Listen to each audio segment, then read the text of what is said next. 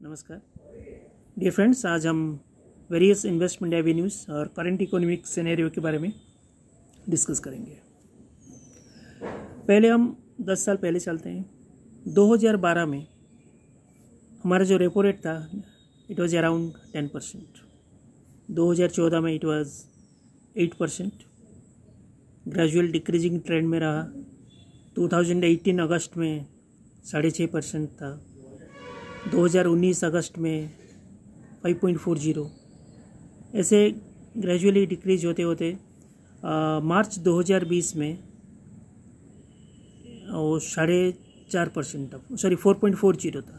Okay, उससे भी further reduction हुआ था, लेकिन जो मार्च 2020 में तब कोरोना का इम्पैक्ट हम देखने मिला था। कोविड-19 2019 नवंबर दिसंबर में आया था, फिर भी इंडिया में जो इम्पैक्ट है तो अराउंड मार्च हम फेस किए थे। तो गवर्नमेंट को एक्चुअली जो रेपो रेट है उसको लिक्विडिटी कंट्रोल करने के लिए यूज़ करते हैं। तो अब लोगों का पास सफिशिएंट मनी जैसे पहुँचे, इसीलिए उसको फर्दर यूज़ किया गया है।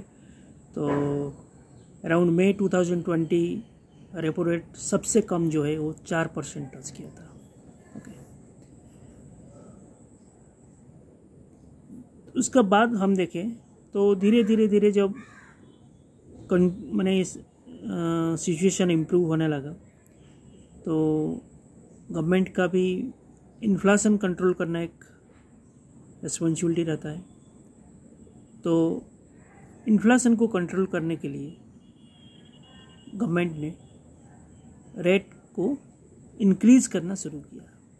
मैंने मई 2022 में जो 4.4 था, उसके बाद जून में 4.90 था, क्योंकि इन्फ्लेशन कंट्रोल करना गवर्नमेंट का रिस्पॉन्सिबिलिटी बन जाता है। क्योंकि अगर हाइपर इन्फ्लेशन होता है तो लोगों का सेंटीमेंट काफ़ी नेगेटिव हो जाता है और इसका पॉलिटिकल इम्पैक्ट भी रहता है।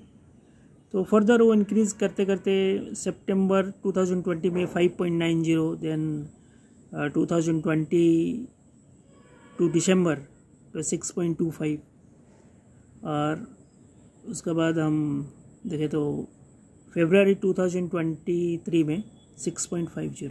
तब से लेके अभी तक 6.50 कंटिन्यू कर रहा है। रिसेंटली RBI गवर्नर भी एक स्टेटमेंट दिए थे, इन्फ्लेशन अभी लगभग कंट्रोल हो चुका है और इंडिया को अभी ग्रोथ चाहिए। ओके, ग्रोथ मतलब मार्केट में ग्रोथ चाहिए। तो अभी टाइम आ चुका है, हमें मे बी बहुत जल्द ही रेपो रेट में रिडक्शन देखने को मिलेगा। इवन US फेड भी जो है वो भी इस टाइप का इंडिकेशन दे रहे हैं।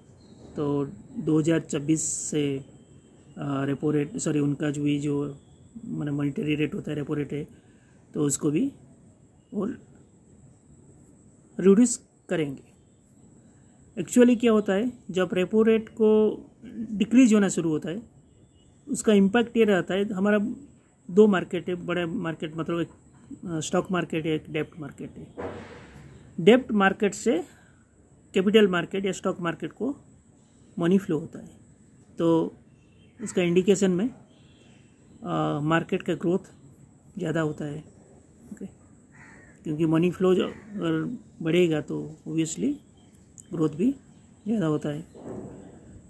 तो इवन अभी जो टाइम है, आपको जो रेट 6.5 है रेपो रेट।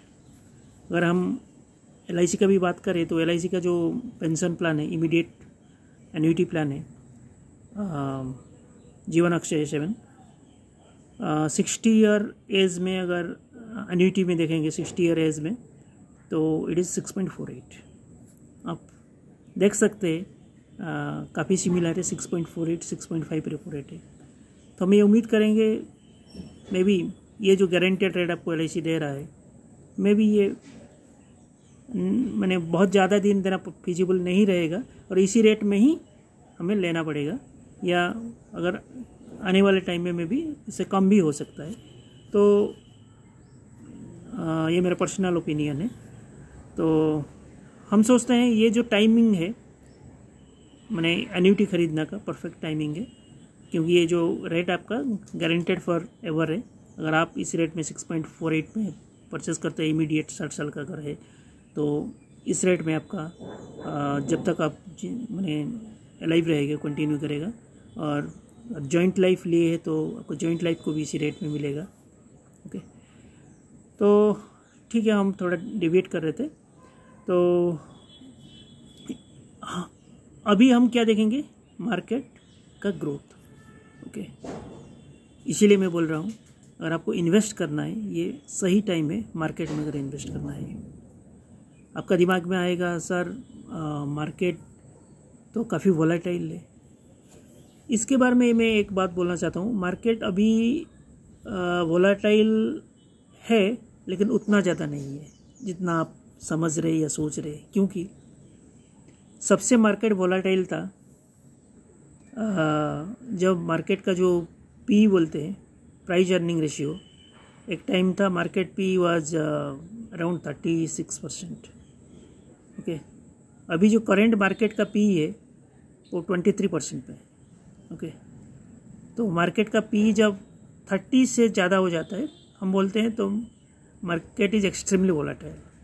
तो बहुत ज़्यादा वोलेटाइल अभी मार्केट नहीं है, फर्स्ट बात है। सेकंड, अगर आप इन्वेस्ट नहीं करेंगे you will lose the opportunity to invest in market. Okay, तो करेंट मार्केट पी जो 23.91 एग्जैक्टली बोलूँगा तो 23.91 काफ़ी कंफर्टेबल लेवल पे है और हम आराम से इन्वेस्ट कर सकते हैं, इसमें डरने का कोई बात नहीं है। और मार्केट में के बारे में थोड़ा सा आपको मैं लास्ट 40 ईयर में हम कैसे परफॉर्म कर रहे हैं, सेंसेक्स कैसे परफॉर्म कर रहे हैं तो बताता हूँ। 1979 में सेंसेक्स एक यूनिट था 100। ओके, और आज 67,500, 675 टाइम्स बढ़ा है। मैंने 79 से लेके 2023 लास्ट 43-44 ईयर में। ओके, अगर हम कंपाउंड इंटरेस्ट देखें तो लगभग 16% रेट में मार्केट बढ़ता है। मैं 79 से बोलूँगा तो 100 था, अगर 80 में वही 125 था। 1990 में 1000 टच किया था, पहली बार मैंने 4 डिजिट टच किया था। That was in 1990 1000। ऐसे 2000 में 5000 टच किया था, 2010 में 18,000 टच किया था, 2015 में 30,000, 2020 में 40,000, 2020 में 40,000 और 2023 में 67,500। आप समझ पा रहे हैं किस रेट पे मार्केट ग्रो कर रहा है। ओके, अगर हम देखेंगे तो any span of 10 year maximum growth अगर देखेंगे तो बहुत ज़्यादा ही है। क्योंकि जब कोरोना आया था तो मार्केट 42,000 से 24 आ गया था, तो उसके बाद भी 6 महीने में रिकवरी के दोबारा 42 टच किया। तो लगभग देखोगे तो मैंने 90% 100% ग्रोथ हुआ है। लेकिन अगर एवरेज हम देखेंगे, अगर 10 साल हम इन्वेस्टमेंट करते हैं तो average growth rate is 16%। Okay, अगर 15 साल इन्वेस्ट करते हैं तो 17% CAGR में, कंपाउंड एनुअल ग्रोथ रेट में ग्रोथ करता है। अगर हम लास्ट 4 साल में देखेंगे, लास्ट 4 ईयर में मार्केट इज़ ग्रोइंग एट 16%, वही एवरेज मेंटेन कर रहा है। ओके, हम LIC का निवेश प्लस के बारे में भी ब्रीफली डिस्कस करेंगे। निवेश प्लस जो फंड है वो 2/3/2020 में इंट्रोड्यूस हुआ था, 2/3/2020 में। तो फंड वैल्यू ओबियसली 10 रुपीज़ था, और आज की डेट में फंड वैल्यू मैंने 1 दिसंबर को फंड वैल्यू 17.72, 16.09 CAGR में ग्रो कर रहा है। अगर हम सेंसेक्स के साथ कंपेयर करेंगे, दिस निवेश प्लस फंड इज मैंने परफॉर्मिंग बेटर